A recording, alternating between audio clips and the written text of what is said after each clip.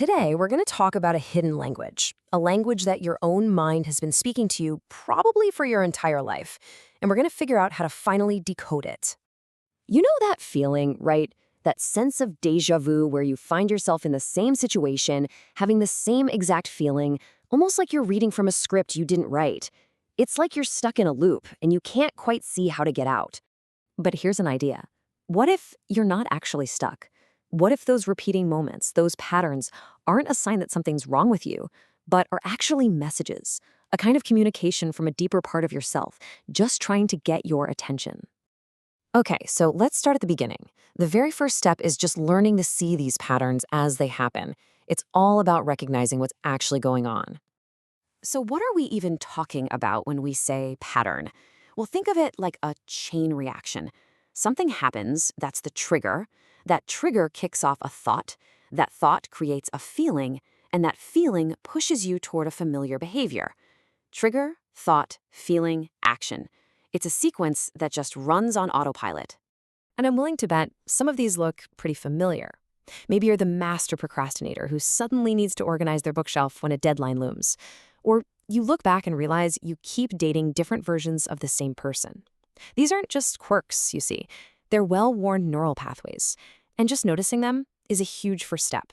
All right, so if these patterns are a language, how do we learn to speak it? What's the tool we need to translate these messages?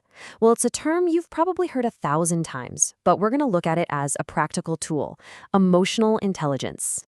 Now, emotional intelligence, or EQ, isn't just about being nice or sensitive. It's an active, practical skill. It's really the ability to understand what's happening inside of you and then use that information to make better choices out in the world. It's about being smart with your feelings, not just having them. And it really breaks down into a few core skills. It all starts with self-awareness. That's just noticing, oh, I'm feeling angry right now. Then comes self-regulation, which is deciding what you're going to do with that anger instead of just letting it take the wheel. The other skills build on that foundation, but for today, we're really zeroing in on those first two. So this is the main point here. Your EQ is the decoder ring.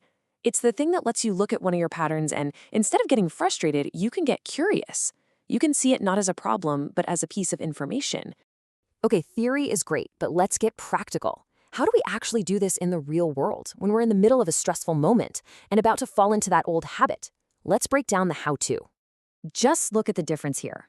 On the left, that's the autopilot we all know. The trigger happens and bam, we're off to the races with an instant reaction. But look at the right. Something really simple but totally profound happens first: a conscious pause. That little bit of space changes everything. It turns a knee-jerk reaction into a thoughtful response. And here's exactly how you create that space. It's a simple 3-step method. First, just pause. Seriously, take one deep breath, don't say anything, don't do anything. Second, inquire. Get curious. Instead of judging the feeling, ask it a question. Okay, anger, what are you trying to tell me right now? What do I need?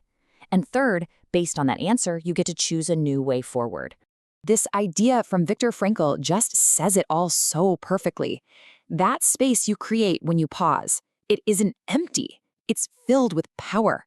It's the place where you stop being a passenger and you actually start driving your own life. That's where your freedom is.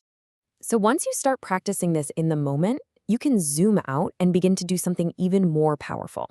You can start to rewrite the fundamental stories you tell yourself about yourself. This shift in perspective is a complete game changer. Your pattern of avoiding conflict isn't proof that you're weak. It's data telling you that you might fear rejection. Your patterns aren't your destiny, and they're not your identity. They are just clues. And that brings us to the real goal here. The point isn't to become some perfect robot who has erased all their patterns. That's not realistic. The real work, 90% of it, is just in the understanding. It's about approaching yourself with curiosity instead of criticism. Because when you finally understand the message, when you know that your anxiety is really a cry for more certainty, or your anger is a demand for respect, you can finally give yourself what you actually need. You get the power to write a new ending to an old story. And really, this is what it's all about. These patterns, these loops, they aren't chains holding you back. They're more like prompts. They're invitations to pick up the pen and consciously decide what the next chapter is going to look like. So I'll leave you with that question to think about. The next time you feel that familiar tug of an old pattern, Just remember, it's not a sentence, it's an invitation. So, what story are you going to write next?